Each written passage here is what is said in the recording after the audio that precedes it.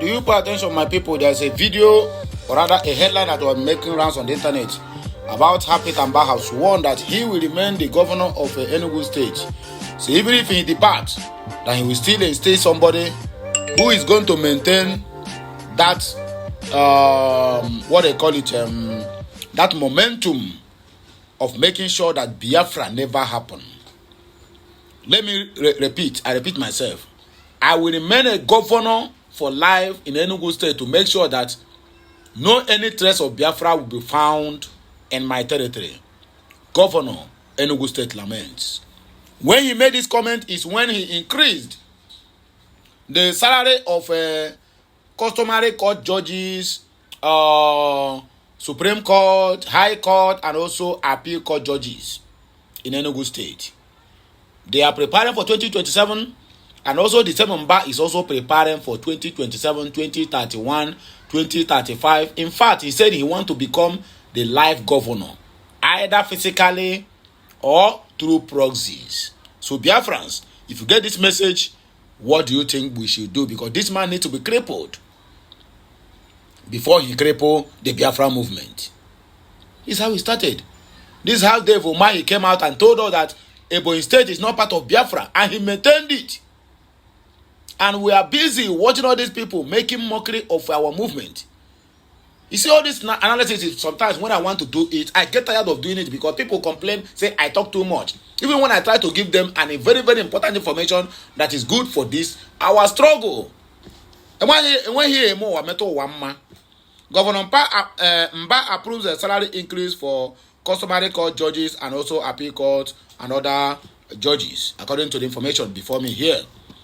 Armed Forces Day is to celebrate end of Civil War. Major General Jubre, they are celebrating the massacre of the Biafrans during the Civil War. That is what they are celebrating on Armed Forces Day, according to them yesterday. They are not celebrating the armed forces, not Rumbu's achievement, but to celebrate the massacre of millions of Biafrans. And our people also joined the celebration. You see how mumu the Igbos are. We're going to learn, and we are going to learn in a very hard way. Believe it or leave it. Tinubu appoints Folashade Adeka Iya Oja as Deputy Director of DSS. Yoruba Director, Deputy Director of DSS Yoruba, Chief of Justice, rather yes, and Minister of Justice as well. Yoruba, EFCC Yoruba, Chief Judge Yoruba Olukoyode, CJN President Yoruba. This is the height of nepotism in display. Let P2B enter there. Now P2B will pack all your Yorubas and Hausas and Fulanis and Fumes in his cabinet. Igbos, he will even bounce them, let them go very, very fast. Sorry, my people. Anyway, my people, now here we go to start our news. I beg. Make a like, share, comment, and make sure you keep subscribing for more interesting videos coming your way. My name is Remain Amanda Neze. Peter Mba has biting more than he can chew. It is high time we do what? We put him to where he belongs. The governor of Enugu State, Dr. Peter Mba, has approved an increase in salary for customary court judges and also appeal, high, and Supreme Court judges in the state. Nigeria News reports that Governor Mba said the salaries increase for the 459 customary court judges, including those in the so-called appeal and high court, and also 153 customary courts across the state, was in line with the approved 80,000 naira minimum wage, just to make sure he solidify his stay as the governor, or rather as a fake governor of Enugu State. According to a statement on Tuesday from his media aide, Dan Nworu, the governor's special advisor on media matters, Osinachi Nnajieze, raised concerns about the salaries of the customary court staff. The upward review applied to the chairman and two members of that constitute each of 153 customary courts in the state, ranging from individual rate of 42,989.76, that is 42,989 naira 76 kobo, to 92,989 naira 76 kobo for the chairman and 39,736,018 kobo to 89,736,018 kobo as well for the members respectively. The review was sequel to the high cost of living that compelled the increase in the national minimum wage to 70,000 naira and Governor Mbah's magnanimous increase of the minimum wage in Enugu State to 80,000, he stated. The Enugu State Governor retreated his commitment to improving the lives of residents of the Enugu State and all workers. Armed Forces Day is to celebrate end of Biafran Civil War. Major General Jibril, they are celebrating the massacre of over 5 million Biafrans, according to the information here.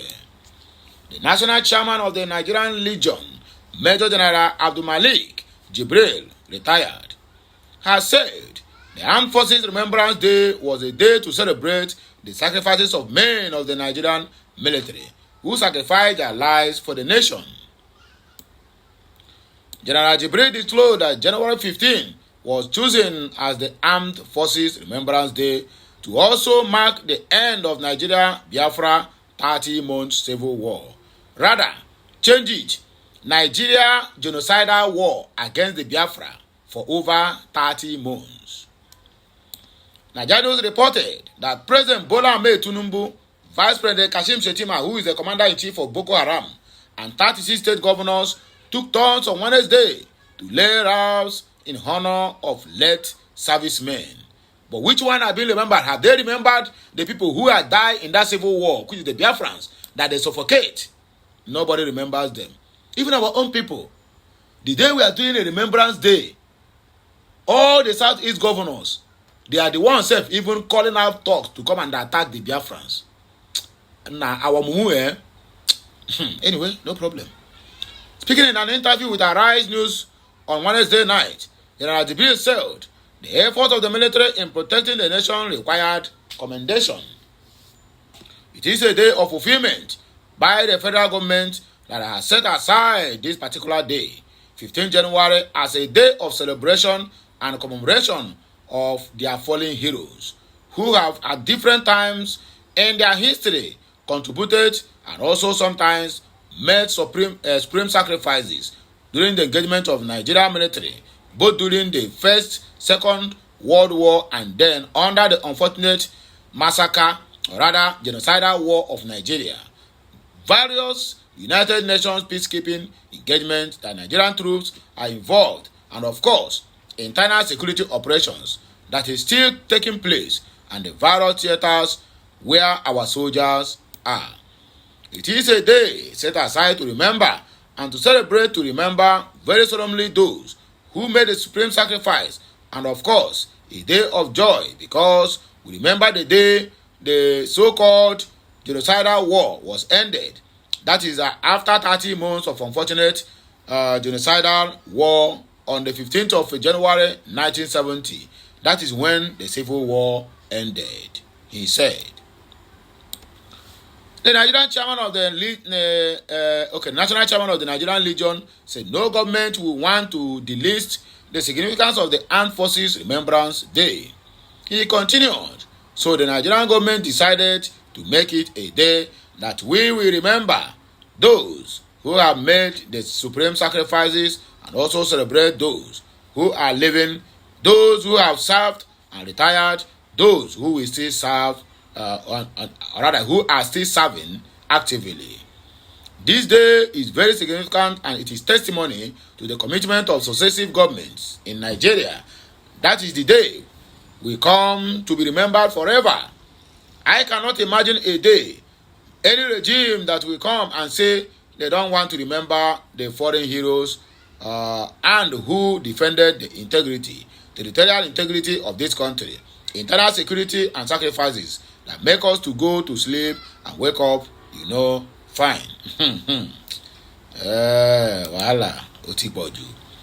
Military personnel and civilians are missing after Boko Haram ambush in Baga. They never see sunshine.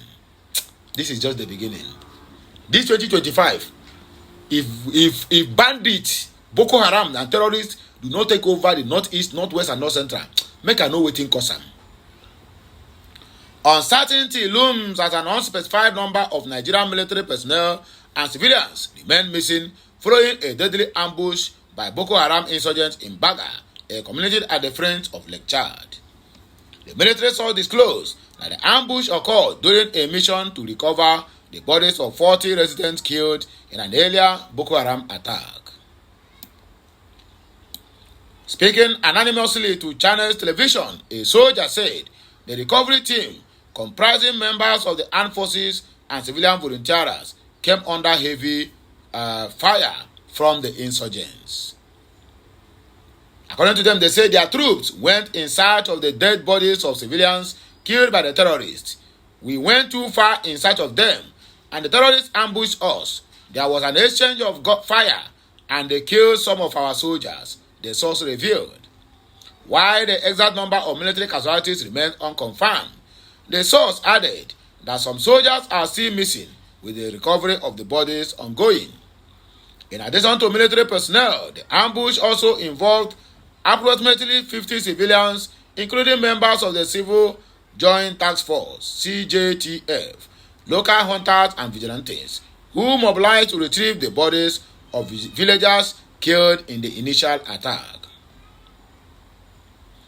A civilian source in Baga, speaking under anonymity, reported about 50 villagers mobilized to recover the bodies, or rather the dead bodies, but the terrorists ambushed them. Only one person has returned so far.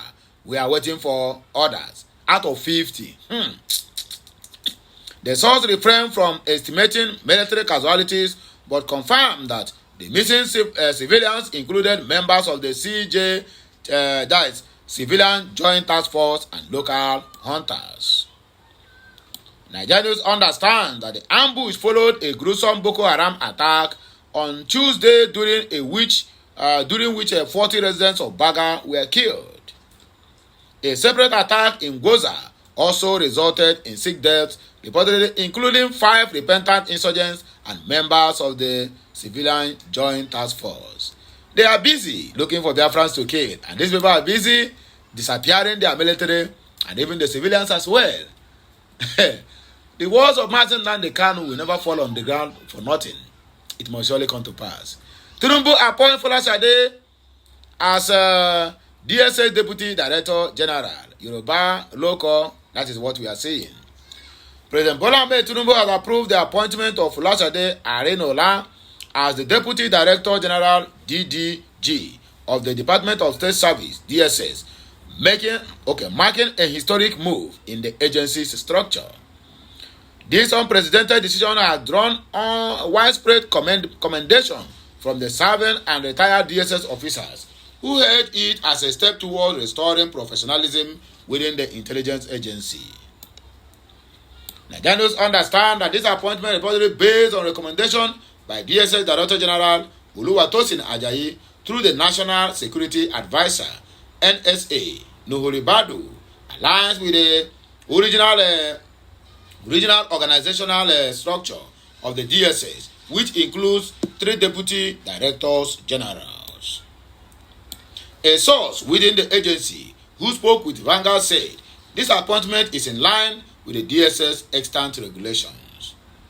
It demonstrates the president's commitment to ensuring better efficiency and career progression in the service. The decision comes as part of a broader effort by the Tinubu administration to enhance security across Nigeria.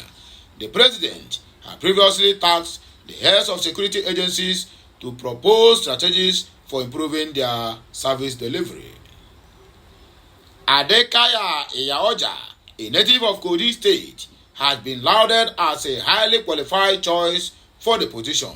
Her appointment is being celebrated by the DSS operatives, who view it as a morale booster and a pathway to improve career development within the service. This approval is a clear signal of the government's intervention to revitalize the DSS and prioritize professionalism noted another source. President commitment to security reforms. Bola Ahmed Tinubu's focus on overhauling Nigeria's security infrastructure was retreated during the investiture ceremony of the National Institute for Security Studies (NISS) Executive Intelligence Management course 17 grades last December. Speaking through Ribadu, the president promised to equip the DSS and other security agencies with artificial intelligence power tools to tackle insecurity. He also emphasized the importance of inter-agency collaboration, stating synergy among security agencies is key to ensuring the safety of lives and property across the nation. Since his appointment in August of 2024, DSS DG Oluwatosin Ajayi had promised sweeping reforms aimed at transforming the service into a world-class covert security agency. So my people, now here we go take leave on make on argue with on a tablet or on a laptop. We'll come back again for another discussion. Like, share, comment, and make sure you subscribe. Kemesiano.